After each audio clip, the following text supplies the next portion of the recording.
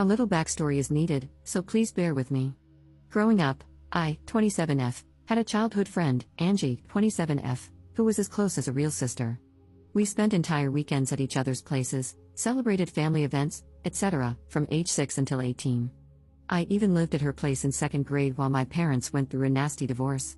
I learned to speak some Russian, as she is Russian, and she learned to speak some Spanish.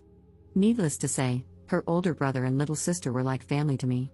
During our teenage years, she had 2 male best friends, one of whom she started dating and another one, Nico, now 29M, who was also Russian, whom I started dating at 17. Growing up, I had issues with a heart condition. I won't bore you with the details, but I had to take a lot of meds. I started getting healthier from age 16. I didn't have to take them daily, only when my heart rate became irregular, at which point I had to take them immediately, as it would become extremely painful, my heart would cramp, and I would start to hyperventilate. All my friends knew this, Nico included, and knew that I would black out if my meds were taken with alcohol.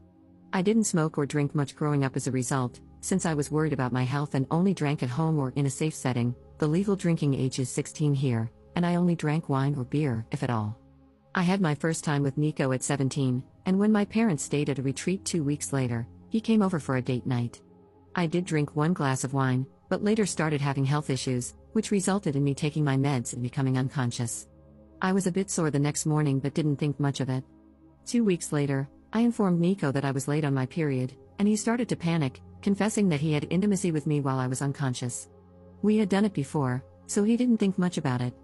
Apparently, he didn't have a condom, but since I was on the pill, he figured it was alright, and he also didn't finish inside but in a tissue. I felt violated and disgusted with myself. I didn't know how to describe this and only told Angie about it. I was an utter mess for a few years and wasn't able to have intimacy again until 2 years later. I didn't remember any of it, but I was too ashamed to go to my mom or anyone else. I didn't think of it as great back then. I was too young to really understand what and how I was violated, and Angie told me it's alright, saying I should break up if I feel bad about it, but we were in a relationship and did have intimacy before. I broke up with him the following day, and apparently he cried about his broken heart to her. As Nico and Angie were close and spent a lot of time together, they started dating a few months later, and I had to see him every time I visited her. I told her I wasn't able to see him, but she didn't understand where I was coming from. The contact stopped, and we haven't texted or seen each other in years. I still followed her and her family and saw that her brother is expecting his first child. As I was extremely close with her family, I commented on the Instagram post, expressing my gratitude when he reached out to me. I missed his wedding, but he asked if I would be interested in joining the baby shower since it's been years and we were extremely close before. He told me I was like a third little sister. I just asked if Nico would be attending as well, since Angie and he have been dating for 9 years now, and he said yes. I didn't elaborate much, but I just expressed that I'd send a small present if he could give me his current address, but I wouldn't be attending. He kept pestering me about what exactly happened all those years ago and why I'm no longer in their lives. Angie told her family I wasn't able to see her with an ex of mine, but her brother thought there was more to it. So, I told him the truth about what happened back then. While I didn't know it at 17, I now know that it was grape, and I named it as such. I didn't receive any message back from him, but a few days later, Angie reached out to me, furious. Nico had planned to propose during the baby shower, but Angie's brother is now against it, having learned why I stopped contact. She loves Nico and will stay with him, but by doing so, her brother said she is no longer a part of his life, as he doesn't want his little baby girl in the same family as a grapist. Since then, I've been receiving messages from old high school acquaintances, telling me I should have ignored it and not told anyone. They say that since I didn't speak up back then, I lost the right to do so now, and I'm a horrible person for ruining someone's life over something he did 10 years ago when he himself was a child as well. Am I wrong for speaking up? Update 10 days later. First of all, I am immensely thankful to all the people who took the time not only to read through my story but also to comment. I read every single comment and tried to respond to as many as possible. It gave me a little bit of hope for compassion toward victims of grape, and also the courage not to cave to the backlash I received. Reading all the messages defending my choice to speak up made me realize how insecure I was about what I'm allowed to do and how much I was trying to make things right for other people instead of for myself, especially Nico and Angie. All of you are right. If Nico had changed, he would have apologized, reached out, or tried to make amends in some way, either when word got to him from his brother-in-law or at some earlier point in his life. My former best friend Angie should have been able to feel some compassion if she had any respect for me as a human being or for the time we spent together. Her reactions showed me that I shouldn't hesitate in my actions. I started therapy when I was 21 and thought I had moved on from the grape as best as I could, but I realized how ashamed I still am almost 10 years later about an incident that wasn't my fault at all. I was ashamed to speak up back then and afraid that the people around me would look at me differently. Somehow, I still felt bad about speaking up today, so I'm trying to own what happened to me now and not apologize for other people's behavior, especially since they don't even show me respect. Now, onto what happened. I archived every nasty message I received on WhatsApp so I wouldn't have to read them, but I kept them as proof in case I needed them later. Angie's mom called me the day after the incident, crying. I probably shouldn't have answered, but after 10 years of friendship, I saw her as an aunt, almost a second mom. She always joked that while her own children would run around the house doing whatever, I would always take the time to sit with her, have tea, and talk, showing her more love and time than her actual children. While she said she was sorry for what had happened and for what I went through as a child, she couldn't believe I would ruin Angie's happiness over something like that. With Angie's brother refusing to have Nico as part of the family and Angie standing by Nico's side, it's divided their family, and she is heartbroken. She has grown to love Nico like family and has only known him as a considerate young man, someone she believes will make her daughter happy. It wasn't nasty names or angry words, just a heartbroken mother who pretended to acknowledge my pain but ultimately saw the fault in me. Angie's mom tried to get me to apologize or to take it back, but I refused because I don't see the fault in myself. With everything that's happened, I believe Nico hasn't changed and is just hiding it better. He can see how people are standing by him and supporting his behavior, so he feels no need to change. And that's something I didn't want to enable.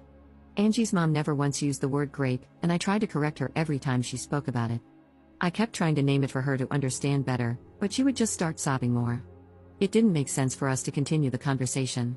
Angie's mom used to stay in contact with mine for some time, and she reached out to her after our talk. I was worried my mom would find out, given her more conservative background. We had a long conversation, and though I haven't seen her in person yet, she apologized for not being there for me or for not making me feel like I could talk to her. I tried to reassure her as best I could, but when she asked if my current partner knows I was used like that, I got angry. She was afraid my partner would leave me if he found out, implying that what happened made me less valuable or appealing. When she asked me to keep it a secret from our family abroad and back home, I hung up. She acted exactly the way I was afraid she would, as if it's something shameful. This was especially difficult because I'm trying my best to move away from the feeling of shame. She has since apologized, but it's clear that her view of me has changed. I'm not sure yet how to deal with that, but it's something to worry about in the coming weeks. As some of you suggested, I wrote to Angie's brother, Sven, again and apologized for the mess. I also said I'm glad it's out in the open and that I'm proud of him for defending his family. I asked if his old email is still working, as I planned to send a gift card. He didn't respond, but I got a message from his wife 2 days ago. She thanked me for speaking up and informing them about Nico. Apparently, there had been a few moments that made her uncomfortable, like some jokes Nico made, and in retrospect, she now understands why. Sven informed her as soon as he got my initial message, and since then, they have both seen Angie but not Nico. She refuses to be in the same room or house as him, and the same goes for their unborn daughter.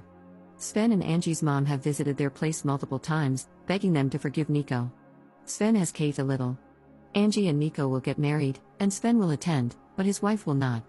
Nico is allowed in the family but will have no contact with Sven's wife or daughter. These restrictions do not apply to Angie. Sven has been suffering, trying to ease his mother's worries, and is unable to take a stand to cut them out completely. The compromise he made was without his wife's approval, and she told me she's doing her best to cut them out of their lives indefinitely. She also mentioned wanting to move closer to her family and feels this might be the perfect opportunity, though she's unsure if she can follow through. She told me how terribly sorry she is for all the issues that have come my way and admitted it has been a lot for them to handle on their side as well. Sven knows it's not my fault, but he doesn't want contact.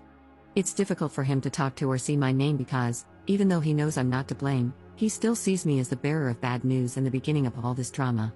His wife has told me several times that neither of them believes I'm the bad guy, they're just exhausted by everything, and it's been extremely hard on them. That's all that has happened so far. I'm frustrated with how everything turned out. It feels like Nico will just continue with his life without being remorseful. I didn't want him to suffer, but some part of me hoped for at least an apology for all the suffering I went through afterward. Now, I'm dealing with my mother's changed and shameful view of me, and even though I'm glad the truth is out, it's incredibly hard to stand by my choices. My partner and my best friends have been my rock throughout this ordeal. My best friend, in particular, has been enraged on my behalf, and I'm extremely grateful to have both of them by my side.